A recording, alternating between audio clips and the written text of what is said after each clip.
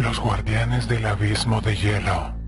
Mi obsesión por la ornitología me llevó a un lugar recóndito y terrorífico, las Islas Kerguelen. Iba en busca de una especie de pingüino que se decía habitaba esas tierras. Los pingüinos de Leng. Había leído sobre ellos en un antiguo manuscrito que había adquirido en una subasta. Según el manuscrito, eran seres enormes, albinos y sin ojos, con una inteligencia superior a la de cualquier otra especie de pingüino. A pesar del peligro, la curiosidad se apoderó de mí y decidí emprender la búsqueda. Después de semanas de navegación, llegué a las Islas Kerguelen. El lugar era desolador, un paisaje de rocas, vientos helados que parecían querer arrancarte de cuajo, y aullaba como un alma en pena, azotando mi rostro con cristales de hielo, mientras me aferraba al suelo. Abajo, la negrura del abismo antártico se extendía, tragándose la poca luz que se filtraba del cielo promiso. Pero yo estaba decidido a encontrar a los pingüinos de Leng. Durante los primeros días, no vi nada fuera de lo común. Los pingüinos que habitaban la isla eran los típicos, pequeños, torpes y adorables. Pero a medida que avanzaba en mi exploración, comencé a notar algo extraño. Los pingüinos parecían evitar una zona en particular de la isla, una zona que yo aún no había explorado. Decidí investigar y me adentré en la zona. Fue entonces cuando los vi. Emergieron de una grieta en el hielo, una falla oscura que parecía una herida en la piel del continente. No eran muchos, apenas como una docena, pero su tamaño eran colosales, mucho más grandes de lo que pude imaginar, superando fácilmente los 3 metros de altura. Su plumaje, de un blanco inmaculado, casi cegador, los hacía parecer espectros, figuras recortadas contra la ya pálida luminosidad del entorno. Y la ausencia de ojos, Dios, la ausencia de ojos. En lugar de las órbitas esperadas, solo había una superficie lisa con una pequeña cicatriz horizontal que parecía sangrar. Observé a través de mis binoculares, intentando mantener la calma, recordándome a mí mismo que eran solo aves, por grandes y extrañas que fueran.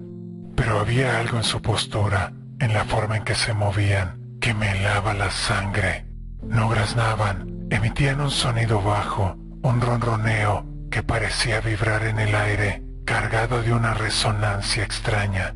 Se movían con una lentitud deliberada, casi ceremonial, su blancura fantasmal, su tamaño imponente, y la inquietante ausencia de ojos les confería un aura de irrealidad, como si fueran seres de otro plano dimensional, momentáneamente materializados en nuestra realidad. Pero en cuanto estuve lo suficientemente cerca, uno de ellos emitió un sonido que hizo que todos los demás pingüinos se pusieran en alerta. El ronroneo se intensificó y los pingüinos comenzaron a balancearse al unísono, en un movimiento rítmico y perturbador. La escena era tan surrealista, tan alejada de cualquier cosa que hubiera presenciado antes, que sentí que mi cordura comenzaba a deshilacharse. La luz del sol, ya débil, pareció atenuarse aún más, como si una sombra invisible se cerniera sobre el lugar, emanando de las propias criaturas albinas. Fue entonces cuando lo vi. Algo se movió dentro de la grieta, de donde habían emergido los pingüinos. Una forma oscura, una más grande que ellos, se deslizó lentamente hacia la superficie. Mi mente luchó por procesar lo que estaba viendo. Era una criatura que, a diferencia de los pingüinos, sí poseía un ojo, un único ojo ciclópeo, amarillento y sin pupila, que se movía espasmódicamente, fijándose en todo y en nada a la vez.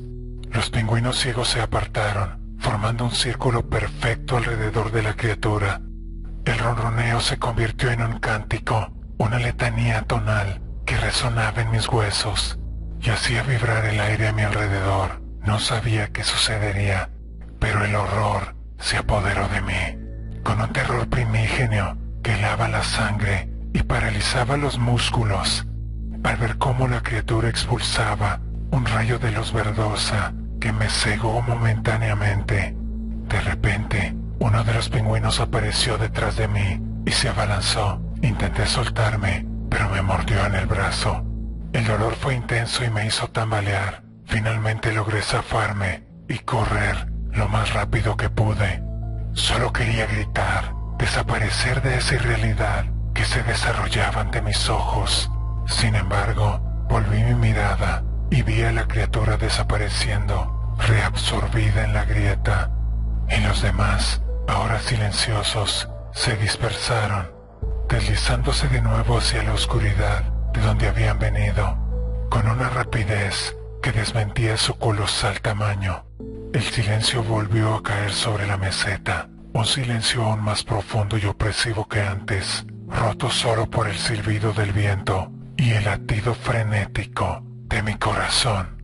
Me tambaleé, sintiéndome mareado y con náuseas. La realidad parecía haberse deformado, distorsionada por tan loca visión. No recuerdo cómo regresé a la base. Mi mente estaba en blanco, un vacío donde antes residía la razón. Cuando llegué, apenas podía hablar, balbuceando incoherencias sobre pingüinos gigantes, albinos y malignos.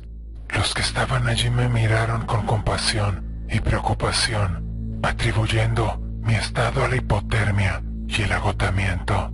Me enviaron de vuelta al continente, diagnosticado con estrés postraumático severo. Ahora, meses después, sigo atormentado por las imágenes, por el cántico que aún resuena en mis pesadillas. La ciencia, mi refugio y mi obsesión, ya no me ofrece consuelo. Sé que hay cosas ahí fuera, en los rincones inexplorados del mundo, que la razón no puede explicar. Horrores que acechan en la oscuridad, esperando el momento de despertar.